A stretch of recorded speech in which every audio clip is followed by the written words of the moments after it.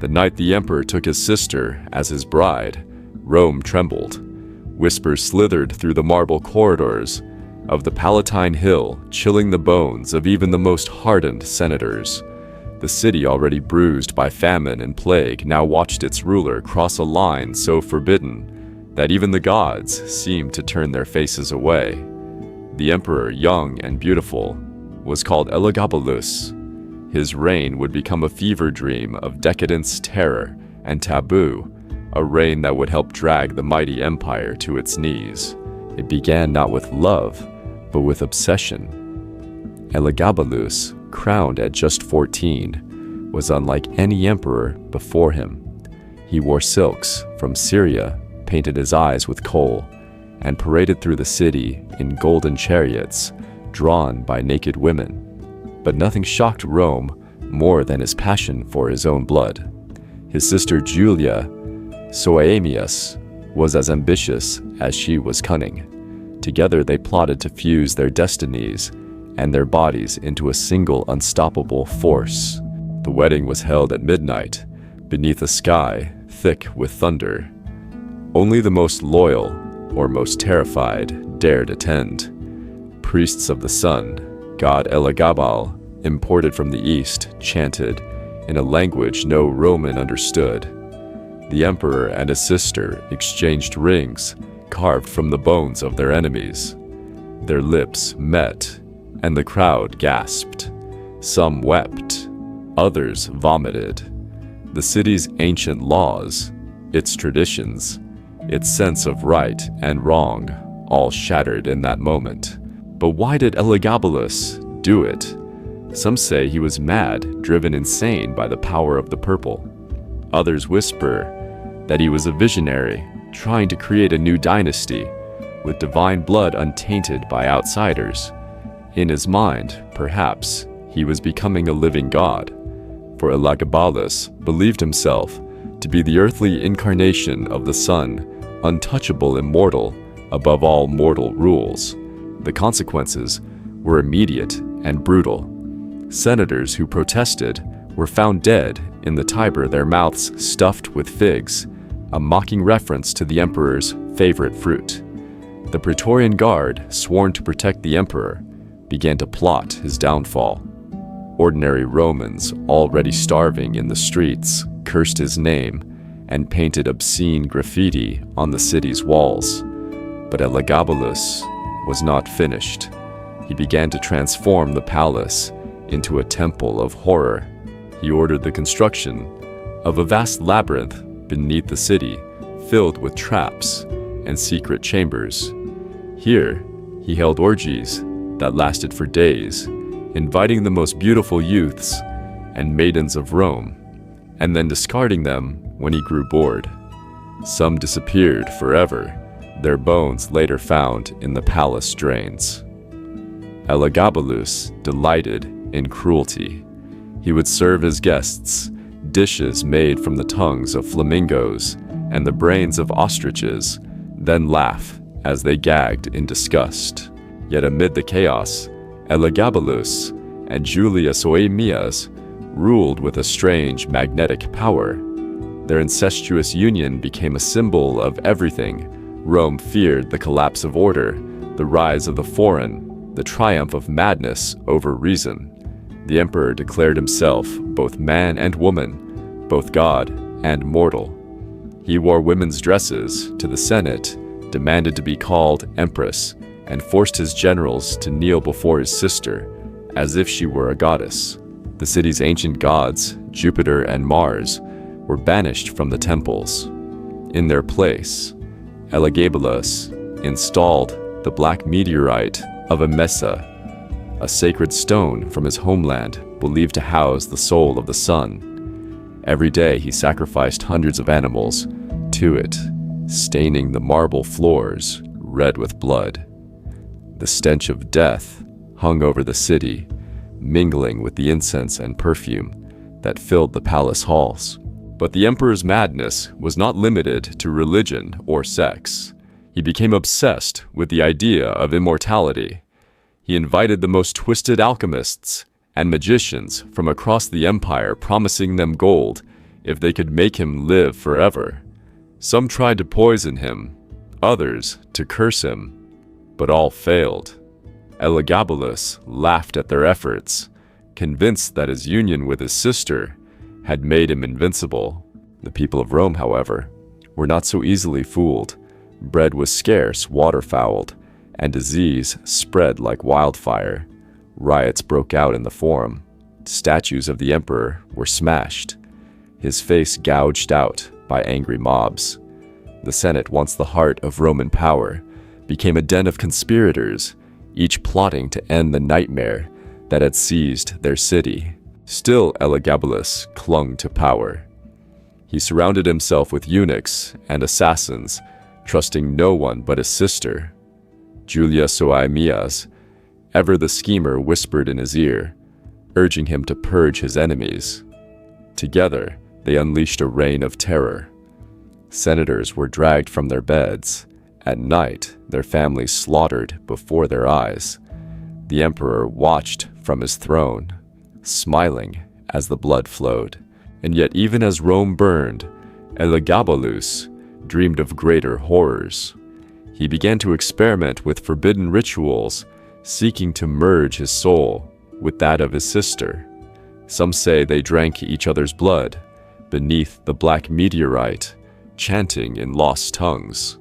Others claim they summoned demons from the underworld, offering the lives of their enemies as payment. The city, once the jewel of the world, became a haunted ruin. Wolves prowled the empty streets at night. The Tiber ran red with blood.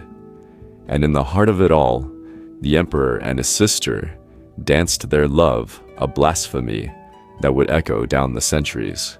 The whispers of rebellion grew louder as the city's suffering deepened. Each day, more bodies floated down the Tiber, their faces twisted in terror, their hands bound with imperial silk. The Praetorian Guard, once the emperor's shield, now watched him with cold, calculating eyes. In the shadows of the Senate, daggers were sharpened and old alliances rekindled. Yet Elagabalus seemed oblivious, lost in his labyrinth of pleasure and pain. Julia Soaemias, ever vigilant, sensed the danger. She urged her brother to act to crush the conspirators before they could strike. But Elagabalus, intoxicated by his own divinity, dismissed her fears. He believed himself invulnerable, chosen by the sun, his bloodline sanctified by incest. Together, they devised new spectacles to distract the masses, a parade of horrors that would make even the gods weep. On the festival of Saturnalia, the emperor ordered a grand procession through the city. He and his sister rode side by side, draped in gold and crimson, their faces painted with the blood of sacrificial victims. Behind them marched a grotesque parade, dwarfs in lion skins, chained leopards, priests dancing with severed heads. The crowd, hungry and desperate, watched in silence, their eyes hollow with fear. That night, the palace became a theater of nightmares. Elagabalus invited the city's most powerful men and women to a feast unlike any before. The tables groaned under the weight of forbidden delicacies: roasted peacocks stuffed with pearls, honeyed dormice, and the hearts of rare beasts. As the guests ate, masked performers reenacted the emperor's wedding to his sister, mocking the sacred rites of Rome. Laughter mingled with screams as hidden traps sent unlucky diners plunging into pits below the floor where wild animals waited. The emperor reveled in the chaos. He believed that by breaking every taboo, he could shatter the old order and forge a new world in his image. He forced senators to dress as women generals to crawl at his feet. Those who refused were dragged away, never to be seen again. Julia Soaemias, seated at his side, watched with cold satisfaction, her eyes glittering with ambition.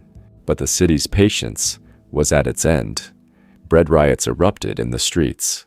The temples of Jupiter and Mars, once filled with worshippers, now stood empty, their altars desecrated.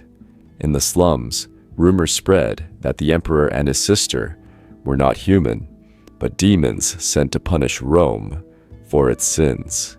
Mothers whispered warnings to their children, telling them to hide when the imperial chariots thundered by. Meanwhile, in the labyrinth beneath the palace, darker rituals unfolded. Elagabalus and Julius Soaemias gathered their most loyal followers, priests of the sun, eunuchs, and foreign magicians. Together, they performed ceremonies meant to bind their souls for eternity.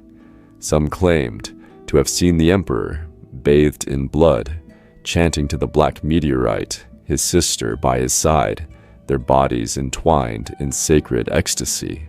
The emperor's obsession with immortality grew ever more desperate. He demanded new poisons, new elixirs, new sacrifices. He offered fortunes to anyone who could grant him eternal life.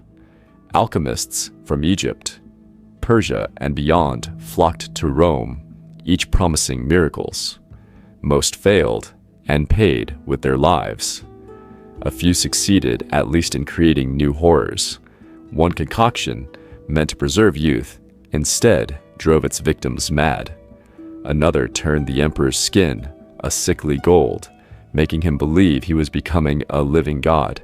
As the city descended into madness, the conspirators made their move.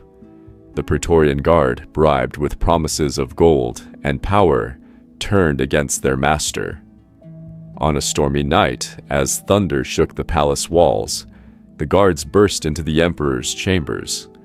Elagabalus, caught in the midst of another forbidden ritual, with his sister tried to flee. Julius Soaemias screamed for mercy, but none came. The guards dragged the emperor and his sister through the halls, their screams echoing off the marble. The conspirators showed no pity. They stabbed Elagabalus again and again, his blood pooling at the feet of the black meteorite. Julius Soaemias died beside him, her face twisted in rage and terror. Their bodies were thrown into the Tiber, denied the rites of burial, their names cursed by the people they had tormented. But the horror did not end with their deaths. The city poisoned by their rain could not heal. The temples remained empty, the streets haunted by memories of blood and blasphemy. The black meteorite, stained with imperial blood, was cast out of Rome, but some whispered that its curse lingered. The empire, once invincible, now stood on the brink of collapse, its heart rotted by madness and fear. Rome would never forget the emperor, who married his own sister, nor the darkness he unleashed. Their story became a warning, a tale whispered in the shadows, a reminder of how far power can corrupt, and how even the greatest city can be destroyed from within. After the bodies of Elagabalus and Julius Soaemias vanished beneath the muddy waters of the Tiber, Rome tried to erase their memory. Statues were toppled, their names chiseled from monuments, and any mention of their reign became a whispered taboo. But the scars they left on the city and its people could not be hidden. The empire's wounds bled in silence, infecting every corner of Roman life. The Senate, desperate to restore order, elevated a new emperor, one who promised to return Rome to its ancient virtues. Yet the shadow of Elagabalus lingered. The Praetorian Guard, now drunk on their own power, began to decide who would rule and who would die. Assassinations became commonplace. The throne, once sacred, was now a prize for the most cunning and ruthless. Rome's leaders looked over their shoulders, fearing the fate of the emperor, who had dared to defy every law, mortal and divine. In the city's underbelly, the labyrinth built by Elagabalus remained. Its twisting corridors, once filled with laughter and screams, became a tomb for secrets. Some said the ghosts of the emperor and his sister haunted its depths, forever replaying their blasphemous rituals. Superstitious citizens avoided the area, leaving offerings at the entrance to appease whatever spirits lingered within. The Black Meteorite, once the heart of Elagabalus's cult, was returned to Syria, but its legend grew. Pilgrims and madmen traveled across the empire to see the stone that had witnessed the fall of Rome's most infamous lovers. Some believed it still held the power to grant immortality if one dared to pay the price. Others claimed it was cursed a relic of a time when gods and monsters walked among men. The story of Elagabalus and Julius Oaemias became a warning passed down through generations.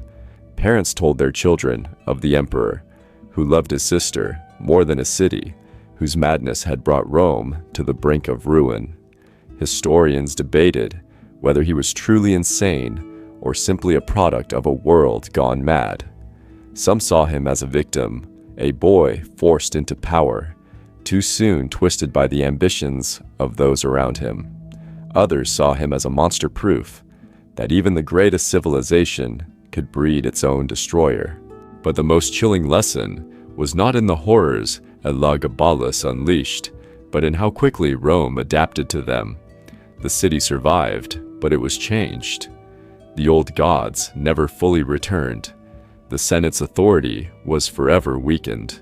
The Praetorian Guard became kingmakers, their loyalty bought and sold. The boundaries between sacred and profane order and chaos had been blurred beyond repair.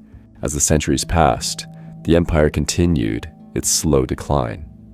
Plagues, invasions, and civil wars battered its foundations. Each new crisis recalled the madness of Elagabalus, the emperor, who had dared to make himself a god and his sister a goddess. His reign became a symbol of everything Rome feared: the loss of control, the triumph of desire over duty, the darkness that lurked within even the brightest city. Yet in the ruins of the labyrinth, some claimed to hear laughter on stormy nights, a reminder that the past is never truly dead, and that the line between ruler and monster is thinner than anyone dares to admit. The tale of Elagabalus and Julius Oaemias endures not just as a story of incest and ruin, but as a warning of the horrors that can be unleashed when power knows no bounds and love turns to obsession. If you need the script formatted differently, or want a summary of the key lessons for viewers, let me know.